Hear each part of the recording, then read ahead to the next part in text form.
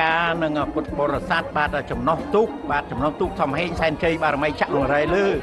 បាទសូមថ្លែងអំណរគុណជូនពួកអាដាមបណ្ឌិតហិតសំហេងបាទតំណាងរាជមណ្ឌលភ្នំពេញដែលបានជួយឧបត្ថម្ភទូកនេះច្រើនណាស់សំហេងសែនជ័យបារមីចាក់អង្រៃលើគឺទាំងមហូបអាហារទាំងសម្ភារៈបាទទាំងថវិកាសូមអរគុណចំពោះអាដាមបណ្ឌិតបាទបាទឥឡូវនេះគឺទូកទី111បាទជំទាវស្រីម៉ៅ House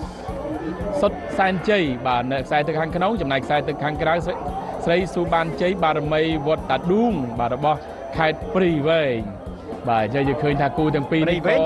បដាំអសងគ្នាបាទបដាំអសងគ្នាដែរបាទនេះបាទទូកលេខ199ជំទាវស្រីម៉ៅ House សុតសែនជ័យនេះបាទកំពុងបង្កើនល្បឿនឥឡូវនេះអាចខ្សែទឹកខាងក្រៅតាមឬយ៉ាងណាបាទគាត់ថែមមកបាទប៉ុន្តែខាងក្នុងបាទជាអ្នកទទួលបានជ័យជំនះដែលមានឯកឋានពណ៌លឿងបាទបាទឥឡូវយើងឃើញថាគូទីប្រមាណបាទគូទីប្រមាណដែរបាទនេះគឺ112បាទ112បាទដេជោសែនជ័យចិត្តដេជោសែនជ័យស្រុកសាច់កដាលខេត្តកដាលតែទឹកក្នុងឯខ្សែទឹកក្រៅកំហែងសុវណ្ណកុមារមហាហង្សសែនជ័យខណ្ឌច្បារអំពៅទេបាទរាជធានីភ្នំពេញចាំមើលយ៉ាងម៉េចដែរ100គូទី112ចិត្តដេជោសែនជ័យ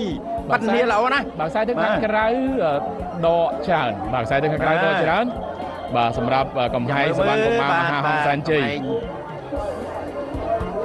បាទយើងឃើញថាកំពុងតែចិត្តដល់ទីព្រ័ត្រហើយពេលនេះបាទដេញតាមទាន់ទេអត់ទេខ្សែទឹកខាងក្រៅខ្សែទឹកខាងក្រៅគឺ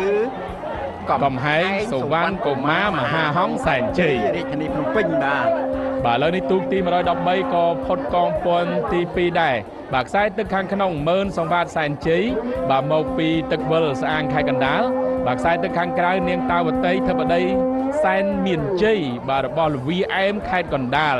បាទវត្តថ្មកើបាទនៅថ្មកើបាទចឹងខ្សែទឹកខាងក្រៅលឿនមែនទេបាទខ្សែទឹកខាងក្រៅបាទមើលទៅឃើញថាតាមទាន់ទេបាទតាមទាន់នេះអញ្ចឹងខ្ញុំសូមបន្តទៅគូទី114បាទ114គឺសេរីរតនាមហានិកដៃគុណសេរីរតនាមហានិកបាទគឺឧបត្ថម្ភដោយព្រះគ្រូឧត្តមសិលមុនីមឿងបូណាបច្ចេកអធិការវត្តដីឥដ្ឋបាទមកពីវត្តដីឥដ្ឋបាទស្រុកគៀនស្វាយនឹងបាទនឹងលោកសសរឿនហៅតោឧបត្ថម្ភទូកបាទសេរីរតនាមហានិកបាទចាំមើលមហានិកសេរីមហានិកនេះបាទមហានិកកំពុងតែបង្កើនល្បឿនមហានិកអាចដល់ទីព្រ័ត្រមុនបាទអបអរសាទរសេរីរតនាមហានិកបាទជាមួយនឹងព្រះអង្គបាទជាមួយព្រះអង្គមឿងបូណាបាទបានទទួលជ័យនេះតែបន្តិចទួចទេព្រះអង្គអើយបាទនេះគូទី17កំពុងតែសុទ្ធស្វែងដូចគ្នាគូទី17នេះបាទគូទី15បាទសំទោសបាទទី15នេះបាទកំពុងតែសុទ្ធស្វែងហើយកូនកាមហាលួនតេជោសែនជ័យខ្សែទឹកខាងក្នុងខ្សែទឹកខាងក្រៅចម្ប៉ាស៊ូស្ដីសេរីអង្គរបាទមកពីព្រៃវែងឥឡូវនេះគឺតានតឹងដែរប៉ុន្តែយ៉ាងណាក៏ដោយយើងឃើញថាខ្សែទឹកខាងក្នុងបាទមកដល់ទីព្រ័ត្រមុនបាទជួនកាលយើងឃើញខ្សែទឹកខាងក្រៅមានព្រៀបក៏ប៉ុន្តែនៅពេលដែលឆ្លងកងព័ន្ធមកដល់មុខព្រះពន្លាខ្សែក្នុងចាក់យកថែបាទអាចទាន់ឬអាចដល់រហូតដល់ឈ្នះទៀតបាទនេះគឺជាទូកទី116ខ្សែទឹកខាងក្នុងសង្គមខេមរាសែនជ័យបារមីលវាសបាទរបស់អរិយស័ក្តិខេត្តកណ្ដាលចំណែកខ្សែទឹកខាងក្រៅប្រាសាទសជ័យបារមីសាំងស្ទៀងមាសបាទនៅខេត្តព្រៃវែងអញ្ចឹងខ្សែទឹកខាងក្រៅស្ទៀងមាសបាទជាអ្នកមកដល់ទីព្រ័ត្រមុនគូទី116បាទបន្តមកទៀតអូមើលបាទ3បាទឥឡូវនេះបាទយើងឃើញថាពី15បាទពី15មរិទ្ធចេស្តាកុមារពេជ្របាទគឺតាមពីក្រោយបាទឥឡូវគូមកទៀតនេះគឺគូទូកលេខ205ពីបាទគូទី111បាទ111មកដល់ខ្សែទឹកខាងក្នុងបាទខ្សែទឹកខាងក្នុងគឺស្រីសបាជ័យបារមីវត្តតាឌូងបាទឈ្នះមួយជើងម្នាក់ហើយបាទគូនេះបាទឈ្នះមួយជើងម្នាក់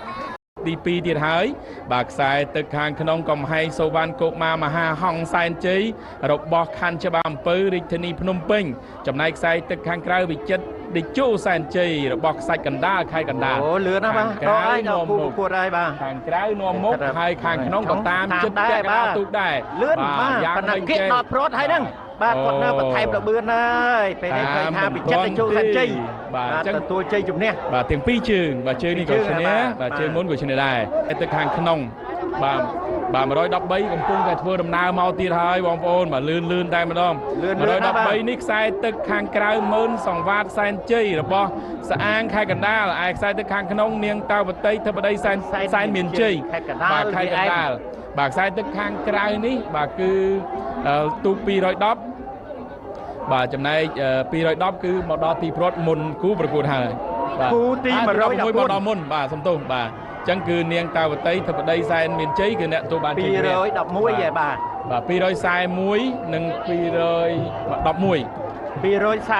បាទគូទី14សិរីរតនាមហានិកបាទមកពីខាងឃុំដីឥដ្ឋគៀនស្វាយខេត្តកណ្ដាលចំណែកឯខ្សែទឹកខាងក្នុងជ័យស្ដាមហាផលជ័យបារមីស្វាយខាច់ភ្នំបាទគឺ